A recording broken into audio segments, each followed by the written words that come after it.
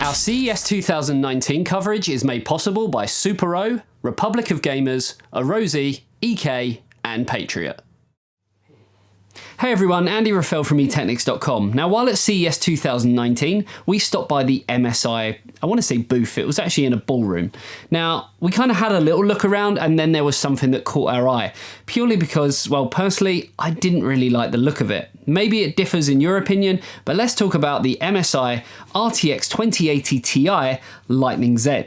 Now, we all knew that a Lightning Z model would be coming eventually, but I didn't really expect it to quite look like this. So it did incorporate carbon fiber, which some people are going to love, but added kind of with the gold accents, it personally looks like, I don't know, maybe they're trying a little bit too hard. It does have some quite subtle branding on it, which is really nice because it does allow you to kind of incorporate it into your system a little bit better.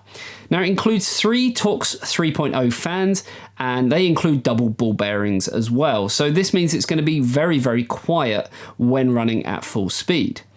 Now, it does have addressable RGB, but sadly, these are only actually on the 2 outer fans. The middle fan just, well, kind of sits there looking a bit bland and a bit boring, with just that gold in the middle of the fan. Now, all of the addressable RGB on this card, because there is some in other areas like on the back plate, is fully customizable through the MSI software. In terms of the size of the card, it is extremely big and weighs an absolute ton. It actually takes up 3 PCI slots, which is kind of no different, I guess, to what Zotac have to offer and some of the other brands out there.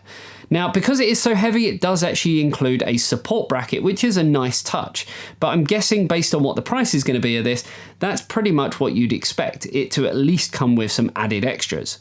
Now, it does have a customizable OLED panel, which is very, very nice. This allows you to read voltages, clock speed, and temperatures on the fly. And you can also add your own custom unique animations and designs on there as well. In terms of the spec, there's a little bit that we know. So it does have a fully customized PCB with a 19-phase power design, which is going to be more than enough for pushing them extreme overclocks. So overclockers will be happy about that.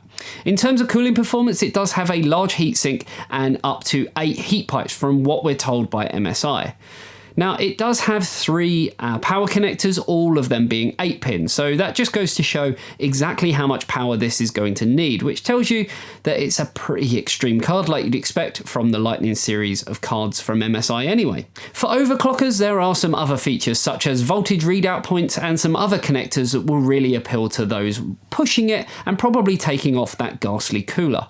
In terms of connectivity options, we have 3 DisplayPort connectors, 1 HDMI, and the USB Type-C like we've expected on all RTX 2080 Ti cards.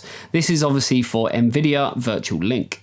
Now, there's no word on kind of, the concrete specs and facts and figures, but we have seen that a few people have actually submitted overclock results for this card to HWBot, showing a boost clock speed of 2,475 MHz and a memory speed of 2,054, which is pretty damn high. Now, like I said, there's no word on availability and pricing as of yet, but we've already spoken to MSI and we should have a sample coming very, very soon, so I can only assume that it's going to be hitting the retail channels very soon.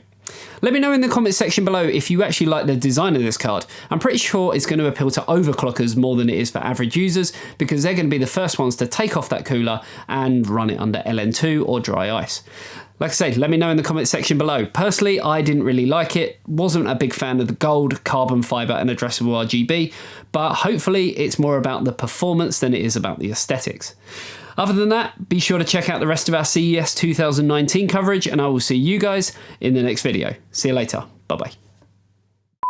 So it did include... Now, while at CES 2019, we stopped by the fuck's sake.